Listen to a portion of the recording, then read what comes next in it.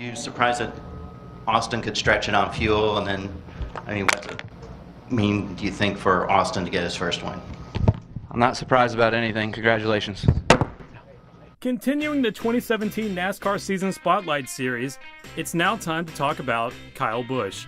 And I can assuredly say this is one guy I did not want to get another championship. Kyle Busch is the equivalent of a grown baby who pouts and whines if things don't go his way. He has built this reputation of payback and vengeance that has earned him a lot of admiration from a niche group of fans. I, however, only respect drivers who actually behave like a gentleman both in and out of a race car. The first time I noticed how terrible of a person Kyle truly was at the Xfinity Nationwide Series at the time race at the now abandoned Nashville Superspeedway in 2009. I was only 12 years old, and I loved getting to actually experience a NASCAR race in person, even if it wasn't the top series. You don't truly feel how fast these guys are going until you've seen it for yourself.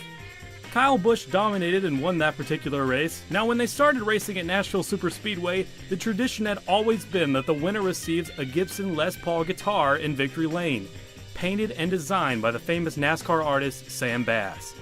It was a beautiful and unique way to present a trophy that represented the Nashville region appropriately. Kyle Busch did something that day that would scar me until this very day. He took that guitar and literally smashed it into pieces multiple times in front of the ESPN cameras and the artist himself, Sam Bass. If you think this is the worst behavior this child has had to offer, well, you'd be wrong. Just a couple of years later in the Camping World Truck Series at Texas Motor Speedway, he deliberately spun out the current points leader, Ron Hornaday, after the caution flag had already came out.